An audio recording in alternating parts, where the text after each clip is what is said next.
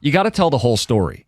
When Jared Goff had a clean pocket, well, every quarterback's good. No, he was elite with a clean pocket. I think he was the second-graded passer in all of football. 27, 28 touchdowns, only 3 picks. Everybody's good clean. He's great when clean because he gets the ball out in rhythm with timing and accuracy. He has limitations. They've built an offense around him. They can continue to build a football team around him.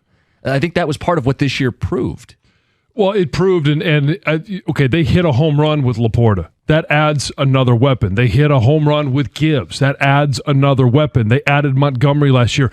We've talked last year about having to Goff-proof the offense. There are so many quarterbacks. I mean, just take a look at Justin Herbert. I think he's one of the really good quarterbacks. I almost said great. You've got to be able to win some games in the playoffs to be great, but they're going to Herbert-proof that offense by giving him an offensive line and hope that he is as elite in a clean pocket as Goff is. Now, he's a little bit more mobile. Mm-hmm. He's got a little bit more arm talent, but you're looking at all of these different quarterbacks around the NFL that people are talking about better than Jared Goff. Some of them are unattainable. You cannot get those guys. Yeah, John, I'd rather have Mahomes. It's not possible. Okay. The other ones who might be attainable in some way, shape, or form, and let's just say Carr. All right, I don't think he's that far off from Goff. I would much rather have Goff. I think Goff is a better quarterback. But if you had Carr, all right, or if you went and got him this year, how good would he be in year one of this offense? It's going to take him some time to get to know Amon-Ra St. Brown, Jahmyr Gibbs, J-Mo, Laporta, this offensive line, the blitz pickup, all of these different things that you need to know to have a successful season and have a top offense.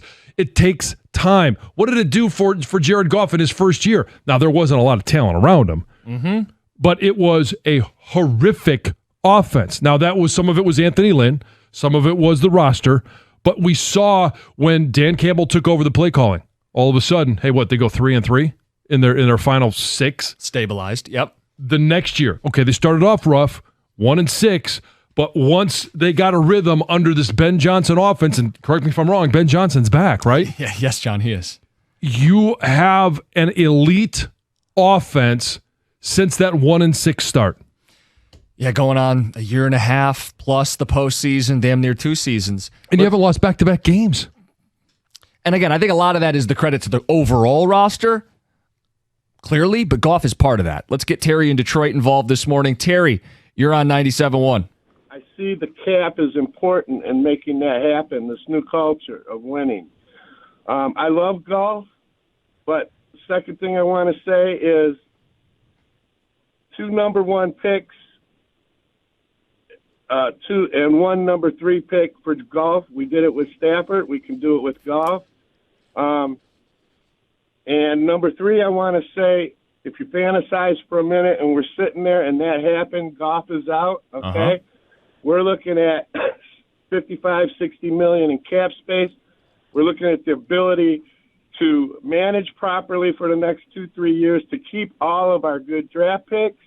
And we're looking at 2 number 1s this year and 2 number 1s next year. Okay. If you guys fantasize for that for a minute, Terry, we can talk through it. I think it is straight out of situation. Okay, I think it is straight out of a fiction fantasy kind of deal. I'm not going to waste my time talking about that BS. Sorry, it's just that's not reality.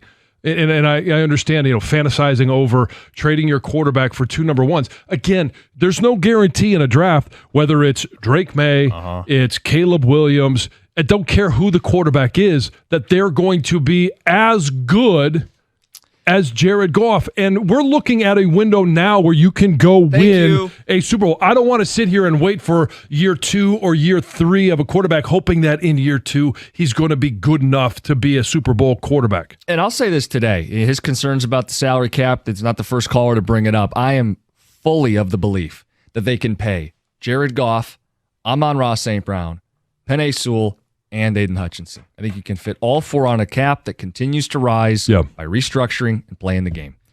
There's debate about mobility and can he win the Super Bowl. I think when you're this close, it doesn't make sense to hit the eject button and play musical chairs at that position.